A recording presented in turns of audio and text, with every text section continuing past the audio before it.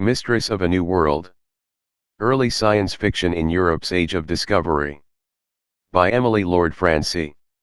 Considered by many one of the founding texts of the science fiction genre, The Blazing World via a dizzy mix of animal-human hybrids, immaterial spirits, and burning foes tells of a woman's absolute rule as empress over a parallel planet. Emily Lord Francie reflects on what the book and its author Margaret Cavendish, one of the first women to publish using her own name, can teach us about empire, gender, and imagination in the 17th century. Margaret Cavendish. Portrait of Margaret Cavendish in the frontispiece to her Grounds of Natural Philosophy, 1668. The image is also used as frontispiece to some editions of the Blazing World source. It is the middle of the 17th century and a bear man is helping an empress attempt to examine a whale through a microscope. After this task is found to be impossible, a group of worm men explain how creatures can exist without blood and how cheese turns to maggots.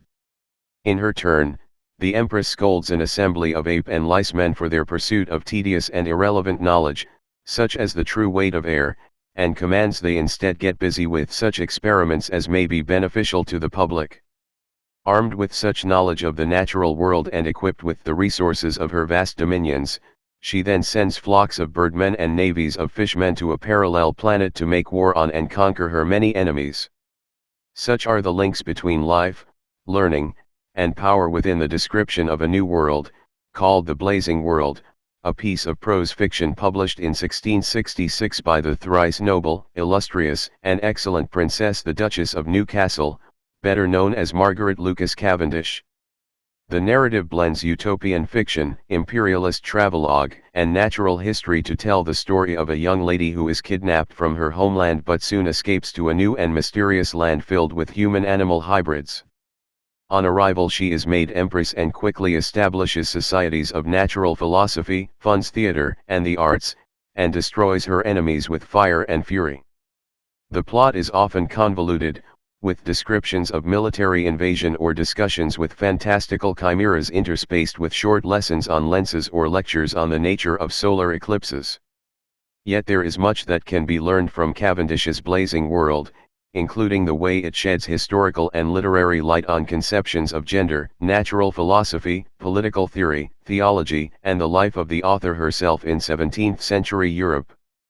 For example, in the emphasis on the stability of a realm in which everyone from the lowest flea man to the highest emperor knows and respects their place in the natural hierarchy, we can see echoed Cavendish's royalist sympathies. Histories of feminism have also mined Cavendish's works, as they reveal the ways in which she saw her own position limited within a society shaped by both gender and class. However, less examined is the way that the narrative illuminates the history of 17th century European imperialism, and how ideas about power, race, and conquest related to those of gender and knowledge. Allegory of Colonialism. Allegory of Colonialism, 1638, by Willem de Poorter. Source. In considering the imperialist resonances of the Blazing World, it is helpful to start with Cavendish herself, an aristocratic philosopher-poet whose reputation was divisive while she was still alive. A brief look at her published works indicates the range of her intellectual interests: poetry collections, a play entitled A Comedy of the Apocryphal Ladies, and scientific works such as Observations on Experimental Philosophy, 1666, the latter of which originally included The Blazing World as an appendix of sorts. She was the first woman to attend a meeting of the Royal Society, where the all-male assembly protested her very presence. Of her visit, Samuel Pepys recorded in his diary that she was a good comely woman, but her dress so antic and her deportment so unordinary, that I do not like her at all, nor did I hear her say anything that was worth hearing. Her unusual wardrobe was a frequent focus of society commentary, cropping up again in English writer John Evelyn's recollection of a visit to the Duchess that left him much pleased with her extraordinary fanciful habit, garb, and discourse, as well as her extravagant humor and dress, which is very singular too. Her singular clothing choices played with conceptions of gender as well, her penchant for masculine waistcoats contrasting with one notable incident in which she addressed the audience at one of her husband's plays while wearing a self-designed dress based on ancient Cretan costumes that left her breasts all laid out to view. 3. While her intellectual achievements were distinctive in and of themselves, Cavendish's iconoclastic behavior maintained her reputation as an eccentric contrarian, earning her the nickname of Mad Match. After meeting her in London, for example, one contemporary described her conversation as airy, empty, whimsical, and rambling as her books, aiming at science, difficulties, high notions, terminating commonly in nonsense, oaths, and obscenity. During their time together, Margaret reportedly claimed a place among the intellectual greats, declaring that if the schools did not banish Aristotle, and read Margaret, Duchess of Newcastle, they did her wrong, and deserved to be utterly abolished. For this characterization of Cavendish as an idiosyncratic and unseemly egotist was echoed many years later in A Room of One's Own, where Virginia Woolf describes her writings as a vision of loneliness and riot. As if some giant cucumber had spread itself over all the roses and carnations in the garden and choked them to death. 5. The Blazing World provides a semi-autobiographical counterpoint to this characterization, not only in the insertion of Cavendish herself as a wise and respected character, but also in her depiction of the main protagonist, the Empress, as an intelligent woman whose ambition enables her to thrive in the isolated world that she rules absolutely. From this perspective, the self-important dilettante who forces her unwanted opinions onto others transforms into a besieged heroine who champions her own independence and intellect in a society that fails to appreciate her achievements. Lengthy passages describing intellectual life within the Blazing World take on greater significance when seen as critiques of the tediousness and limits of Cavendish's own experiences within the male-dominated learned society of her day, as well as reflect her advocacy of self-expression and freedom from revision. She once wrote that she had neither room nor time for such inferior considerations as mending or correcting her writings. 6. The Blazing World also fits into a larger body of speculative and proto-science fiction works of 17th-century natural philosophy, imagined terrestrial and cosmic voyages that sketched out new conceptions of the operation of life and the universe. Even in post-Copernican Europe, such speculation could be seen as dangerous and heretical. In 1600, Italian astronomer Giordano Bruno was burned at the stake for his claim that the universe was infinite and contained innumerable worlds, essentially killed for arguing in favor of free imaginative speculation in the service of knowledge. 7 By the mid-17th century, imaginative works about the operation of the universe became more widespread, and less hazardous to publish, as men such as Johannes Kepler, Francis Godwin, and Cyrano de Bergerac used cosmic voyages and utopian narratives to consider humanity's place and significance in time and space. Bergerac Moon. Frontispiece to a 1687 edition of Cyrano de Bergerac's comical history of the states and empires of the Moon source. In a context of ongoing religious reformation, many of these narratives centered on theological questions such as the primacy of Christ's earthbound sacrifice in a potentially infinite universe, as narrators describe meetings with a variety of exotic beings from human-animal hybrids to moon people to the political elite of advanced utopias. Such confrontations raised questions about who, or what, could or could not be saved within a Christian worldview. This preoccupation with fictionalized otherness was of course intimately related to European efforts to map, colonize, and profit from various regions of the globe. Such a context gives significance to plot points that might otherwise seem bizarre or inexplicable. Read in connection with the violent history of European conquest in the Americas, for example, theological discussions about whether or not lunar beings could be saved from damnation become reworkings of contemporaneous debates about the fate of unsaved heathens living in the New World. 8 With a consistent emphasis on exploration and alterity, such speculative fiction can be understood as the literary imaginary of imperialism, often, although not always, appearing as a celebration of scientific advancement in the service of conquest in imagined new locations. In many ways, The Blazing World is similar to other speculative works from the 17th century, particularly in this connection between imagined and real new worlds. In his loving dedication, Cavendish's husband William Newcastle makes this connection explicit, describing his wife's narrative as a fictionalized fancy made of nothing but pure wit that mirrored the discoveries of Columbus, who found a new world, America 'tis named. However, unlike many of her contemporaries, Cavendish creates a new world in which the discoveries are made by a woman. Within her own realms of fancy, the Empress is free from the gendered limits of the author's own world. She acts as she wishes and her people adore her all the more for it. Indeed, throughout the narrative of the Blazing World, the female characters are celebrated for their political, territorial, and intellectual conquests, even, or especially, when they entail great violence. Margaret Cavendish. Portrait of Cavendish being wreathed by Putty, copy from a print by Van Schuppen after Diepenboek, 1800 source. Shortly after our introduction to the unnamed female protagonist, she discovers a new land when she is forced into another world that is joined to her own near the North Pole. Alone and fearful for her life in this strange new place, she is rescued by a large assembly of bear men who carry her to their city of underground caves.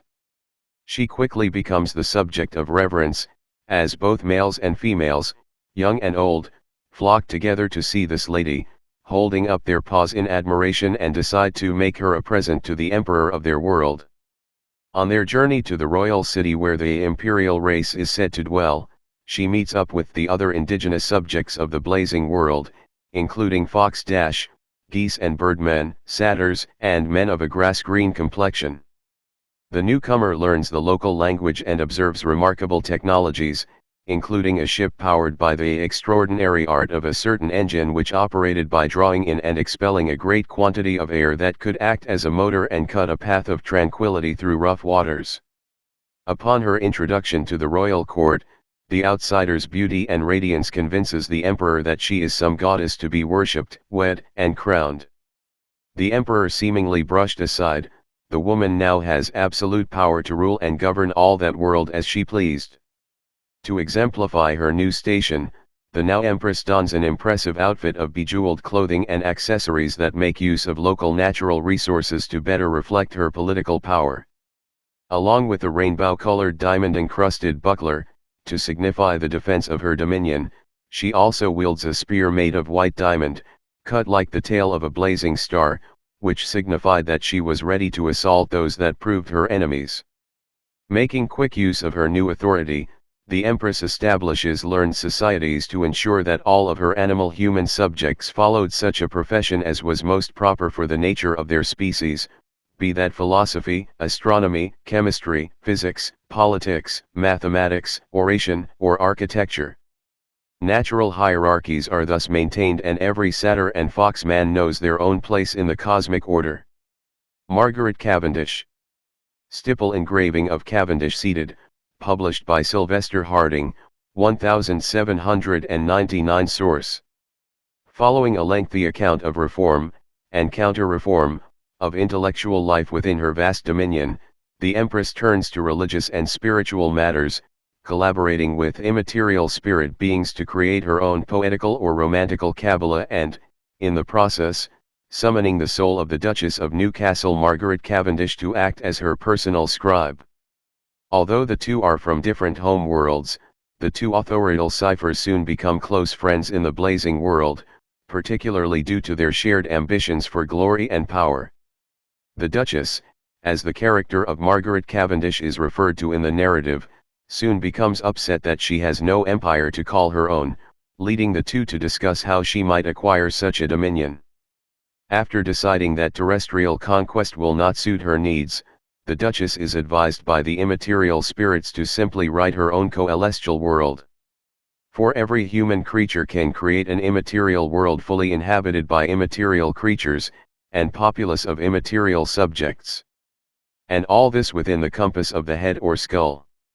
In creating her own world according to her own rules, she may enjoy her power without control or opposition, making what world you please that can be altered and enjoyed without limits. However, their joyful celebration of the possibilities of speculative fiction are cut short when the Empress learns that the place of her birth has come under attack.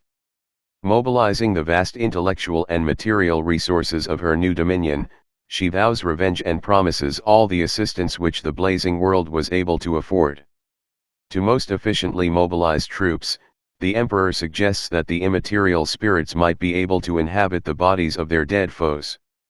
The empress, however, argues that such a thing would never do, as they'd struggle to acquire so many corpses in the first place, and besides, in the rough and tumble of battle, they'd simply molder into dust and ashes, and so leave the purer immaterial spirits naked. An army of the walking dead ruled out, it is decided, upon the Duchess' suggestion, that the birdmen and fishmen will lead the vanguard, taking to the sky and the sea to initiate the attack. Giants, the architects of the blazing world, are commissioned to devise new modes of water transport in the form of golden ships that could swim under water and better bring their troops to battle. Wormmen are sent out to amass huge amounts of firestone, a Greek fire type of material that burned when wet and therefore could not be quenched. The invasion is a violent success. After establishing the king of her former homeland as the absolute master of the seas, and consequently of that world, the empress watches for any sign of dissent, punishing those who try to escape payment of tribute by bringing fire to all their towns and cities, and warning those who would cross her that if they continued still in their obstinate resolutions, that she would convert their smaller loss into a total ruin. After pulling the ships back underwater and returning to the blazing world, the empress and duchess content themselves with their works and deeds, secure in their ability to express their intellect and broadcast their political power. Hieronymus_Bosch Triptych of Temptation of Saint Anthony. Detail from the central panel of Hieronymus_Bosch's Triptych of Temptation of Saint Anthony, ca. 1505, source. Depictions of conquest in spectacular and science fiction remained popular with European audiences from the 17th century onward. Haunted by imperialism as they are, these stories can act as a useful tool for understanding how such ideologies have shaped the past and present. At the same time, works like The Blazing World do have their limits in this respect, as most reflect very little on the perspectives of those forced into colonial subjecthood. In more recent years, indigenous futurism and other post-colonial science fiction have changed this situation, as writers, filmmakers, and artists use the genre to critique the history and legacies of imperialism. 9 While science fiction and empire are historically linked, the relationship is flexible and ever-changing. The imperialist presence in Margaret Cavendish's Blazing World itself is not a simple one. Her drive, through the character of the Empress, to conquer and exert power in her imaginary realm, this new world all of her own, seems a response to real-world limitations she encountered as a woman in the 17th century, albeit ones specific to the privileged world of a duchess. If imperialist ideology inhabits the genre of science fiction in the imagining of interstellar frontiers of masculine swagger, we see here it takes a more unexpected form, a speculative domain for a woman to express her otherwise bridled will, where she is not forbidden from the most learned scientific societies but instead creates them. Indeed, she encouraged others, particularly elite European women, to create their own fictional realms to fit their desires, be that the expression of thwarted political power or securing respect for one's intellectual scientific prowess. In this, the character of the Empress mirrors that of the author, whose preface asserts her to be as ambitious as ever any of my sex was, is, or can be, and whose creation of worlds means that though I cannot be Henry V, or Charles II, yet, I will endeavor to be, Margaret I, and, though I have neither power, time, nor occasion, to be a great conqueror, like Alexander, or Caesar, yet, rather than not be mistress of a world, since fortune and the fates would give me none, I have made one of my own.